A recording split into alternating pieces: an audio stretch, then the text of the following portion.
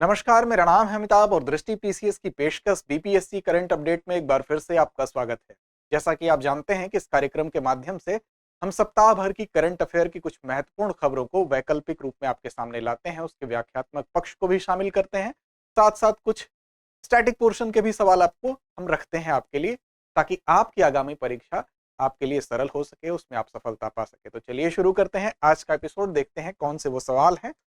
शुरुआत करते हैं हम पहले प्रश्न के साथ कि हाल ही में उत्तरी बिहार के किसानों को किस कारण से गंभीर फसल क्षति का सामना करना पड़ा है।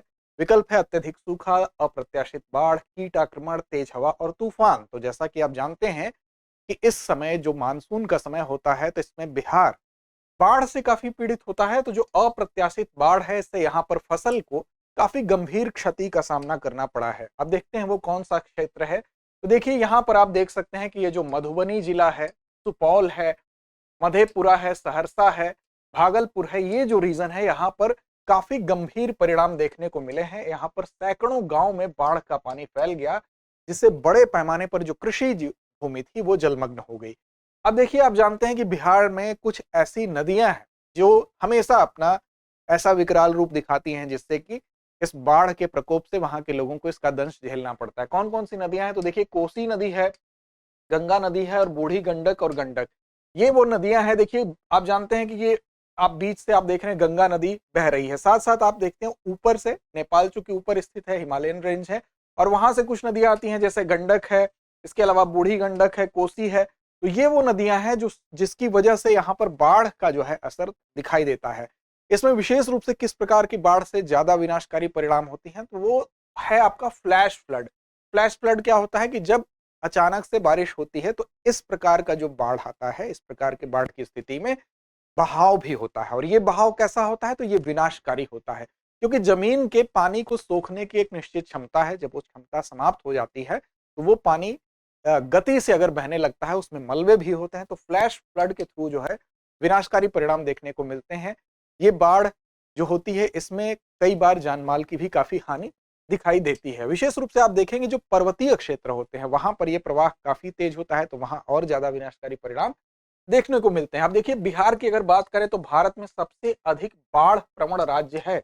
यहाँ के कुल 9.41 मिलियन हेक्टेयर क्षेत्रफल में से आप देखेंगे 6.88 मिलियन हेक्टेयर क्षेत्रफल बाढ़ के प्रति काफी संवेदनशील माना जाता है। इस लिहाज से भारत का जो सबसे बाढ़ प्रवण क्षेत्र हम कहेंगे, बाढ़ प्रवण राज्य कहेंगे, वो बिहार है। तो फिलहाल आप याद रखेंगे कि इस क्षेत्र में यहाँ पर बाढ़ की वजह से फसलों को काफी क्षति उठानी पड़ी है। अगला प्रश्न है कि हाल ही में किसने बिहार के सरकारी वित्त पोषित मदरसों में अतिवादी पाठ्यक्रम को लेकर चिंता जताई है?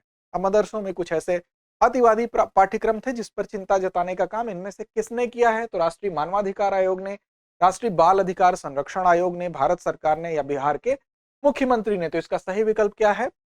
सही विकल्प है एनसीपीसीआर, राष्ट्रीय बाल अधिकार संरक्षण आयोग। व्याख्या पक्ष को देखते हैं, तो देखिए इसका सही विकल्प बी है। दरअसल जो बाल अधिकार एनसीपीसीआर है, बाल अधिकार संरक्षण आयोग है, अगर इसकी बात करें तो अधिनियम 2005 के तहत मार्च 2007 में स्थापित ये एक प्रकार का सांविधिक निकाय है। तो इसको याद रखेंगे, किस प्रकार का निकाय है? एक प्रकार का सांविधिक निकाय है। क्या काम है इसका? तो महिला और बाल विकास मंत्रालय के प्रशासनिक नियंत्रण में है, और इसका प्राथमिक कार्य ये सुनिश्चित करना होता है कि सभी देशों में निर्मित जो सभी कानून हैं, नीतियां हैं, कार्यक्रम हैं, प्रशासनिक तंत्र हैं, बाल अधिकारों के परिप्रेक्ष्य में वो उस पर संयुक्त राष्ट्र कन्वेंशन के अनुरूप काम कर रहे हैं कि नहीं, इस बात को ये देखता है। तो यहाँ पर इसमें इसके जो चेयरमैन थे, उन्होंने मदरसों के लिए इस पाठ्यक्रम को विकसित करने में संयुक्त राष्ट्र बाल कोष अर्थात यूनिसेफ की भूमिका की आलोचना की, और उन्होंने कहा कि ये जो पाठ्यक्रम थे ये काफी अतिवादी थे और इस पाठ्यक्रम में सुधार की आवश्यकता है। इसमें कई ऐसे किताबें थी जो कि पाकिस्तान में प्रकाशित हुई हैं, और उनकी भी सामग्री पर शोध फिलहाल जारी किया गया है। तो याद रखेंगे, राष्ट्रीय बाल अधिकार संरक्षण आयोग ने इस पर आपत्ति अपनी दर्ज की। अगला प्रश्न है कि कोसी मेची लिंक परियोजना, ध्यान रखिएगा, कोसी का नाम आते ही हमारे दिमाग में जो छवि उभर के आती है वो बाढ़ की आती है। तो देखिए, कोसी मेची लिंक परियोजना का मुख्य उद्देश्य क्या है, आपसे पूछा जा रहा है। ऑप्शन आपके सामने है, बाढ़ नियंत्रण, जल संसाधनों का प्रबंधन और सिंचाई, नदी परिवहन को बढ़ावा देना, या हाइड्रो इलेक्ट्रिक ऊर्जा उत्पादन। तो देखिए, आमतौर पर ये नाम जब आपके सामने आता है तो आपके दिमाग में बाढ़ की छवि आती है, लेकिन यहाँ पर इसका सही उत्तर है, आप गलत मत करिएगा। जल संसाधनों का प्रबंधन और सिंचाई। व्याख्या पक्ष को देख लेते हैं, बी विकल्प इसका सही है। देखिए बिहार में कोसी मेची लिंक परियोजना जो है, इसका उद्देश्य क्या है? कोसी और मेची ये दो नदियां हैं, दो नदियों को आपस में जोड़ना है। लिंक परियोजना जो होती है वो नदियों को जोड़ने को लेकर ही बनाई जाती है। और ये पहल क्या है?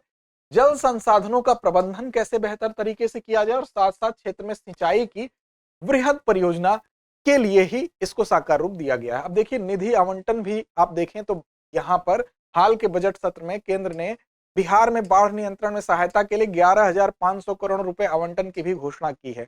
वहीं अगर सिंचाई की बात करें तो इस परियोजना का उद्देश्य क्या है? खरीफ सीजन के दौरान जो महानंदा बेसिन है उसमें 2,15,000 हेक्टेयर कृषि भूमि को सिंचाई सहायता प्रदान करना है। तो देखिए बाढ़ नियंत्रण इसका एक पहलू जरूर है, लेकिन साथ साथ अगर मुख्य रूप से पूछा जाए तो मुख्य रूप से इसका उद्देश्य क्या है? तो इस परियोजना का उद्देश्य बाढ़ नियंत्रण संबंधी कुछ लाभ प्रदान करने की क्षमता होने के बावजूद सिंचाई और जल संसाधनों का प्रबंधन करना इसका मुख्य उद्देश्य है। तो ये आप याद रखेंगे। जो कोसी मेची लिंक परियोजना है वो बेसिकली किस पर आधारित है? तो सिंचाई और जल प्रबंधन ही उसका मुख्य लक्ष्य है। अगला प्रश्न है कि ब्रह्मयोनी पहाड़ी पर, पहाड़ी का नाम याद रखेंगे, खोजे गए औषधीय पौधों में से कौन सा पौधा मधुमेह रोधी जड़ी बूटी के रूप में जाना जाता है? अर्थात यहाँ पर कुछ औषधीय पौधे खोजे गए, उसमें से कौन सा एक ऐसा पौधा है जो कि एक बहुत ही प्रचलित बीमारी जिससे बहुत ज्यादा लोग पीड़ित हैं, बहुत ज्यादा लोग ग्रस्त हैं, उस बीमारी का नाम क्या है? मधुमेह, डायबिटिक। तो इससे रोकने के बारे में इस औषधि का काफी अहम रोल माना जा रहा है। कौन सी औषधि है? तुलसी, जिम्नेमा सिल्वेस्ट्रे जिसको गुड़मार कहते हैं, अश्वगंधा या नीम। तो इसका सही विकल्प क्या है? सही विकल्प है बी आपका गुड़मार, जिसको आम भाषा में कहते हैं जिनमेमा सिल्वेस्ट्रे। व्याख्या पक्ष को देखते हैं तो देखिए जो गया में ब्रह्मयोनी पहाड़ी है, यहाँ पर इस पहाड़ी पर कुछ औषधीय पौधों की एक श्रृंखला की खोज की गई। श्रृंखला का मतलब कई ऐसे पौधे थे जिनमें औषधीय गुण पाए जाते हैं। अब देखिए यहाँ पर इसको आप देख सकते हैं, ये वो पौधा है जिसको गुड़मार वहां पर स्थानीय भाषा में कहा जाता है। गुड़ का मतलब, गुड़ मीठा होता है, गुड़ को मारने वाला अर्थात मिठास को मारने वाला। आप जानते हैं कि मीठा खाने से डायबिटिक होता है, तो इस तरह से भी इसको कनेक्ट करके याद रख सकते हैं। तो यहाँ पर जिनमेमा सिल्वेस्ट्रेज आमतौर पर जिसको गुड़वार के रूप में जाना जाता है, इसको मधुमेह रोधी जड़ी बूटी के रूप में जाना जाता है। वैज्ञानिक और औद्योगिक अनुसंधान परिषद जो है, जो CSIR है, इसने पहले भी मधुमेह को रोकने में इस पौधे का इस्तेमाल पहले भी किया है। कौन सी दवा विकसित की उसने? तो उसने बनाया BGR-34। इसको जब डेवलप किया तो इस औषधीय जड़ी बूटी का उपयोग वहां पर भी किया गया था। और गुड़मार में क्या ऐसा पाया जाता है? तो इसमें पाया जाता है जिनमेमिक एसिड पाया जाता है। और ये क्या करता है एसिड? ये जब प्रेजेंट होता है तो ब्लड में जो शर्करा की मात्रा होती है उसको कम करने की इसके अंदर विशेष क्षमता होती है। क्यों? क्योंकि ये आंत की जो बाहरी परत होती है उसमें रिसेप्टर साइट पर प्रभाव डालता है, और कुछ इस प्रकार से प्रभाव डालता है कि जो मीठा खाने की इच्छा होती है ये उसी को कंट्रोल कर देता है। जब आपका मन ही नहीं करेगा मीठा खाने का तो डायबिटिक, वैसे ही आपका डायबिटीज कंट्रोल हो जाएगा। तो इसकी एक खास इसकी ये जो गुणवत्ता है इसको विशेष बनाती है कि ये मीठा खाने की इच्छा को ही कंट्रोल कर देता है। तो एक जादुई हम कह सकते हैं कि औषधीय पौधा है और इसके गुण को पहचाना गया है। अगला प्रश्न है, बिहार राज्य मदरसा सुधारीकरण योजना के तहत राज्य में कितने नए मदरसे स्थापित करने का निर्णय लिया गया है? आपके सामने विकल्प है 15, 21, 30 या 25। तो इसका सही विकल्प क्या है? सही विकल्प है बी, 21 नए मदरसे स्थापित करने का निर्णय लिया गया है। और देखिए बिहार राज्य मदरसा सुधारीकरण योजना के तहत राज्य सरकार ने राज्य के अलग अलग हिस्सों में, विभिन्न हिस्सों में 21 नए मदरसे स्थापित करने का निर्णय लिया है। इसके अलावा इसी से मिलती जुलती एक और बात बता दें कि बिहार सरकार जो है सुन्नी और शिया वक्फ बोर्ड के तहत पंजीकृत संपत्तियों को विकसित करने के लिए बहुउद्देशीय भवन, विवाह भवन, मार्केट कॉम्प्लेक्स और संरचनाओं के निर्माण की तैयारी भी कर रही है।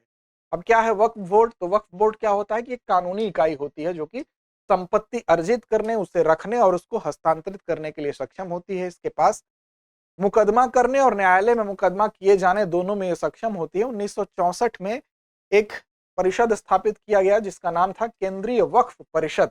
ये क्या करता है? पूरे राज्य में जो वक्फ बोर्ड होता है उसकी देखरेख करता है, सलाह देता है, और जो भी संपत्तियां हैं वक्फ बोर्ड की, अगर उस लिहाज से अगर आप देखें तो वक्फ बोर्ड के पास भू संपत्ति काफी ज्यादा मानी जाती है। ऐसा माना जाता है कि रेलवे और साथ साथ रक्षा के बाद अगर आप देखेंगे तो तीसरा सबसे बड़ा ऐसा ये बोर्ड है जिसके पास की सर्वाधिक भू संपत्तियां होती हैं, तो वक्फ बोर्ड भू संपत्तियों के लिए भी जाना जाता है।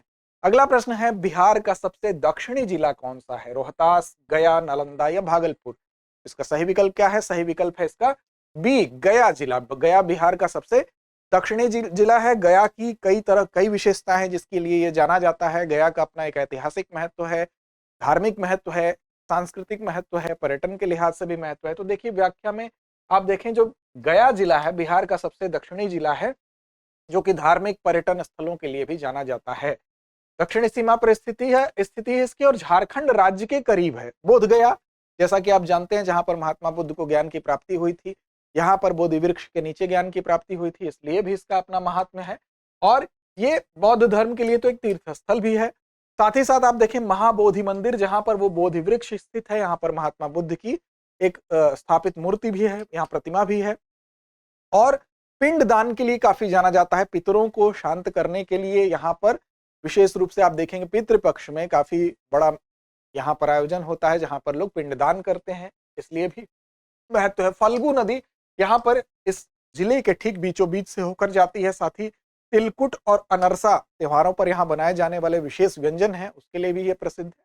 और इसके अलावा डुंगेश्वरी गुफाएं, विष्णुपद मंदिर और वतरंग झील, इसके लिए भी गया आप देख सकते हैं विशेष यहाँ पर वो स्थान है। अगला प्रश्न है, बिहार का सर्वाधिक वर्षा वाला जिला कौन सा है? पटना, गया, किशनगंज या दरभंगा? देखिए सर्वाधिक वर्षा वहां होगी, भौगोलिक स्थिति कुछ इस प्रकार की होगी, जो या तो तराई बेल्ट में होगा, जिसके आसपास पर्वत के तलहटी में होगा, तो वहां पर वर्षा होगी। तो यहाँ पर देखिए किशनगंज इसका सही उत्तर होगा। किशनगंज की अवस्थिति देखेंगे तो आपको बहुत कुछ स्पष्ट हो जाएगा। ये जिला आपका किशनगंज है, और आप देख रहे हैं ये ऊपर नेपाल है, और नेपाल में आपको हिमालयन रेंज मिलेगी, तो ये तराई बेल्ट में स्थिति है किशनगंज की। इसकी वजह से यहाँ सर्वाधिक वर्षा होती है, और बिहार का ये सबसे पूर्वी जिला है। यहाँ पर सर्वाधिक वर्षा होने का कारण ही है इसकी भौगोलिक स्थिति, क्योंकि हिमालय के तराई क्षेत्र के करीब है, जिससे यहाँ मानसून के दौरान काफी ज्यादा मात्रा में बारिश होती है। इसके अलावा पश्चिम बंगाल और बांग्लादेश की सीमा के पास ये स्थित है। आप देख रहे हैं कि इस साइड में पश्चिम बंगाल और फिर बांग्लादेश की सीमा भी लगी हुई है, तो इसलिए किशनगंज सर्वाधिक वर्षा वाला जिला है, आप याद रखेंगे। अगला प्रश्न है, 2024 लोकसभा चुनाव में बिहार से कितनी महिला सांसद चुनी गई? 3, 4, 5 या 6? तो ये बहुत इंपॉर्टेंट प्रश्न है, आप इसको याद रखेंगे। इसका सही विकल्प क्या है? इसका सही विकल्प है 5। और ये विशेष इसलिए बन जाता है क्योंकि ये घटना 2.5 दशक बाद हुई।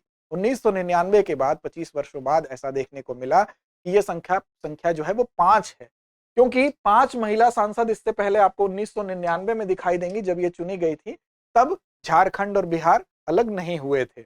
लेकिन बिहार राज्य बनने के बाद ये सर्वाधिक संख्या पहली बार देखने को मिली है कि वहां से 5 महिला सांसद चुन के गई हैं। मीसा भारती पाटलिपुत्र से, सांभवी चौधरी जो है समस्तीपुर से, लवली आनंद शिवहर से, वीणा सिंह वैशाली से, विजय लक्ष्मी कुशवाहा सिवान से चुनी गई हैं। और आप देखेंगे 2019 में वीणा देवी, रमा देवी और कविता सिंह चुनी गई थी। और अगर सबसे पहले बात करें 1952 स्वतंत्रता के बाद जो पहला आम चुनाव हुआ, उसमें बात करें तो 3 महिला सांसद चुनी गई थी, नयन तारा दास, सुषमा सेन, तारकेश्वरी सिन्हा, जो कि बिहार की पहली महिला सांसद यहाँ पर चुन के पहली बार संसद में गई थी। तो ये फिलहाल आज के सवाल थे। अंत में हमारी परिपाटी एक अभ्यास प्रश्न की होती है, जिसकी जिम्मेदारी हमेशा की तरह हम आप पर छोड़ेंगे और आपसे कमेंट की अपेक्षा रखेंगे कि आप सही और सटीक जवाब देंगे। आज का प्रश्न आपके लिए है कि बिहार राज्य का सबसे पश्चिमी जिला कौन सा है? भोजपुर, बक्सर, कैमूर या सारण? तो उम्मीद है आप सही और सटीक जवाब देंगे। लड़ते रहें, अपने लक्ष्य की ओर बढ़ते रहें। डियर व्यूअर्स, अपने एग्जाम की तैयारी को और बेहतर करने के लिए हमारे चैनल को लाइक, शेयर और सब्सक्राइब करना न भूलें।